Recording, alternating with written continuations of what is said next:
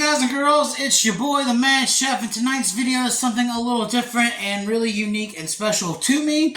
The original video covering this particular menu item was supposed to be the original pilot for the channel, but it accidentally got deleted. You've heard me flex about this in the past in a few different videos, and now I get a chance to show you how to make it. And if you're wondering what I'm talking about, it's my sweet and spicy Kansas City barbecue sauce. It is the very first thing that actually kind of took off that I've made in the kitchen. It kind of broke me out of just being someone who cooked as a hobby and as a necessity to kind of local home cook status. It's the first thing that I've made and let people try that they keep coming back for. I have not bought bottled barbecue sauce in over 4 years, and this is the original recipe. I still have friends and family asking me for barbecue to this day. So now you get to find out how to make it so you can elevate your home cook status at home. So the inspiration behind this barbecue sauce came about as a challenge I gave to myself to see if I could recreate the flavor of KC Masterpiece's sweet and spicy barbecue sauce, which was my favorite barbecue sauce at the time. So after a lot of research and just going for it, this is kind of what I came up with. And it is just as good, if not better, than anything you can get out of the bottle. In fact, again, like I've told you guys, I've not bought barbecue sauce of any kind in over 4 years. So, guys, if you're tuning in from Kansas City or if you live in Kansas, you got to let me know how your boy is doing. This is a very traditional type barbecue sauce with a little Mad Chef twist. So hopefully you guys give me your seal of approval. All right, so let's get started. We talked enough. When you're talking about barbecue sauce, the wet ingredients and the dry ingredients are equally important. What I don't want to see is anybody grabbing bottle ketchup, bottle mustard, soy sauce, or Worcestershire sauce. That is not barbecue. If anybody says they have a quick barbecue recipe, they're full of shit. Real barbecue sauce is made low and slow over a heat, over, close to about an hour's worth of time. It takes about 45 minutes to make this. So if you're going for real flavor, you've got to put the time and work into it. There is no substitute and no excuse for making poor, bad, or cheap barbecue sauce. So let's start with the dry ingredients because we do have to work the dry ingredients a little bit.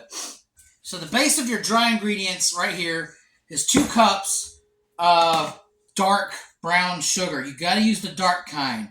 Light brown sugar just does not have the richness, and it's also very dry. When you're working with dark brown sugar, you got to make sure you break apart any of the clumps. It is sort of a moist, sticky sugar, so you got to make sure that you break it down so the other seasoning ingredients that you're going to put into it mixes thoroughly. So you are going to have to get your hands dirty because you really do need to feel out all those little rocks and little clumps of sugar get broken apart. So now that I've done that, we've got our other seasoning ingredients. The key to a great barbecue sauce is balance of flavor. And yes, I'm bringing out my recipe book because this is kind of hard to remember off the top of your head. There's a lot that goes into this. So to this 2 cups of dark brown sugar, I'm going to be adding 2 tablespoons of kosher salt, 4 teaspoons of ground black pepper, 1 teaspoon of cayenne pepper, 1 teaspoon of ground mustard, and 2 tablespoons of smoked paprika. So we're just going to add all that in, and we're just going to mix it together with a fork. And that is also going to help break everything up, kind of get this sugar and spice mixture really fine. Now, I know what you guys are saying. It sounds like a lot of powder ingredient, but we're going to be using a lot of liquid ingredients as well. So it's going to kind of make a really delightful, sweet, tangy, and mildly spicy flavor. All right. And now that you've worked your brown sugar with both your hand and your fork, it should look a little like this. You want to see a lot of nice, fine pieces. If your brown sugar is not broken down to really fine pieces, it's not going to dissolve as well. You want this to dissolve really easily when you put it into your liquid. Alright, now we're talking about our liquid ingredient. So what I have here as the base is 2 cups and 4 tablespoons of apple cider vinegar. And to that, we are going to be adding 1 cup of dark molasses. We're going to be getting some really big flavors out of this. And to top it off, we're going to give it 4 teaspoons of liquid smoke. Now, if you guys have a wood-burning grill, a pellet grill, something like that, you can cook this sauce over, an open flame and let the actual real smoke of whatever you're cooking with get into your sauce and give it the natural smoke flavor. I'm using hickory liquid smoke, but not all of us have the means to do that, and this is a good way of getting that smoky flavor. You notice I mentioned something about soy sauce and Worcestershire sauce earlier. There's a lot of other barbecue sauce recipes that tell you to use that to get that smoky flavor. Why would you do that? We literally sell liquid smoke, or you could use an outdoor wood-burning grill. Why use something that doesn't belong in barbecue sauce to make barbecue sauce? And now, again, this is another sweet component. We're going to just be adding a nice glug of local honey.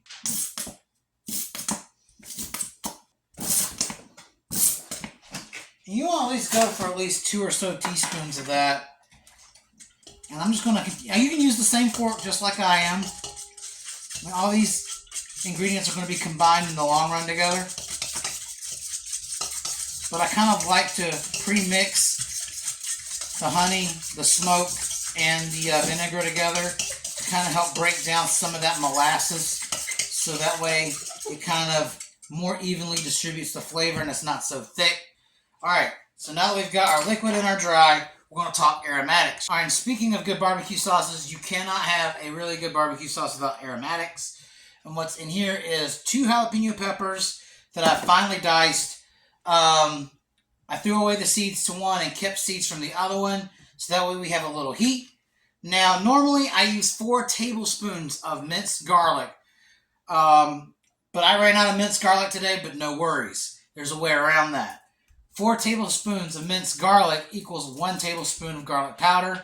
So I've got in this container 1 tablespoon of garlic powder, 1 tablespoon of onion powder, and 1 teaspoon of red pepper flakes. So without further ado, let's get this cleaned up and get to the stove so I can show you how to put it all together. Alright, so you're going to need a nice heavy bottom pot like the one I'm using. And what I've got in there is just a little bit of olive oil. I've seen some recipes say you can start your barbecue sauce off with butter, but butter really does not spell barbecue for me. And also, if you use butter, it's not really going to last as long in the fridge as this does. 1 pot of this barbecue sauce right here can last 2 to 3 months in your fridge. Anytime that I make barbecue sauce, unless I make a lot of barbecue, always lasts around 2 or so months, 2.5 months. So, and it doesn't really go bad at that point. So now what we're going to do is we're going to start toasting off our aromatics. Now guys, if you do have minced garlic, please, please, please use the 4 tablespoons of minced garlic. Alright, so what I've got here is the tablespoon of garlic powder, the tablespoon of onion powder, and the 1 teaspoon of red pepper. And then I'm adding in the jalapenos. Now I do toast off the onion powder with the minced garlic. So by toasting off all your powder ingredients, you're going to be releasing oils from those items, and it's going to create a depth of flavor. So it's still going to have near about the same kind of taste as you would have normally using the normal ingredient.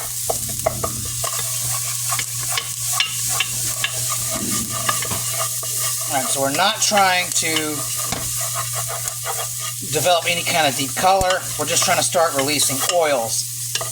And that's kind of what we've done here. I'm starting to see some of the red pepper turn a little dark. We've got nice browning on our onion and garlic powder. So now's the time to add in our tomatoes.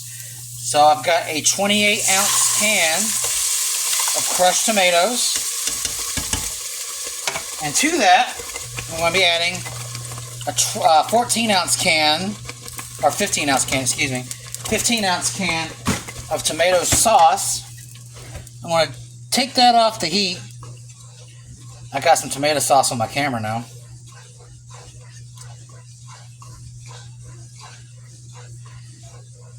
To keep it from splashing everywhere, I'm going to turn down this heat some, and we're going to bring it to a simmer. Now that we've gotten up to a simmer and we're getting some of that tomato product cooked down, and now that I've cleaned my camera, we're going to go ahead and start adding in our powder ingredients. And for this, I'm going to be exchanging the spoon for a whisk.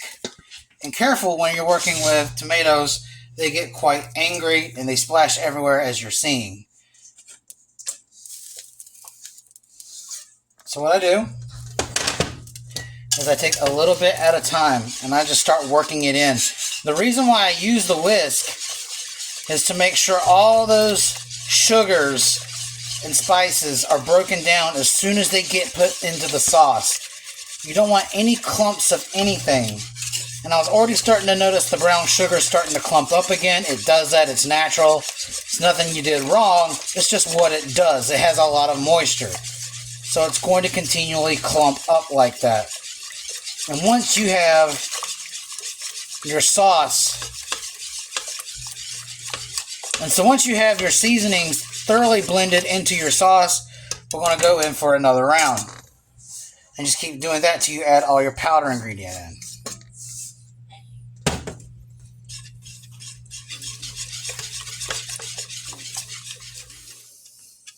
It already smells pretty beautiful just by adding in the seasonings, not gonna lie. Alright, that's the last of it.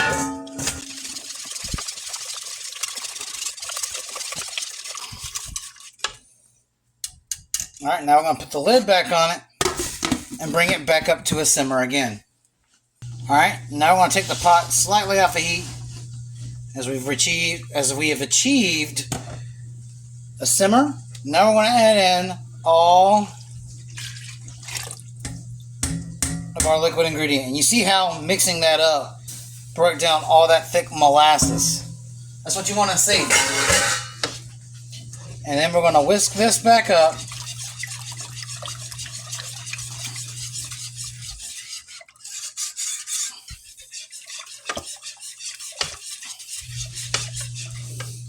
Now we're going to bring this to a boil. Alright, you have to be very observant when making barbecue sauce, because if you let this boil for a minute or two longer than it's supposed to, you're probably going to end up ruining your sauce and have it burnt to the bottom of your pot. Voice of experience here, I have done that before. Alright, now that we've gotten it to a nice rolling boil, I'm going to take my whisk and I'm just going to make sure I work up anything that may be stuck to the bottom, which there isn't, which is always a positive sign. And getting everything nice and combined. The reason we boil barbecue sauce is to make sure we're fully cooking those sugars and breaking everything down from both your honey and your molasses to the brown sugar.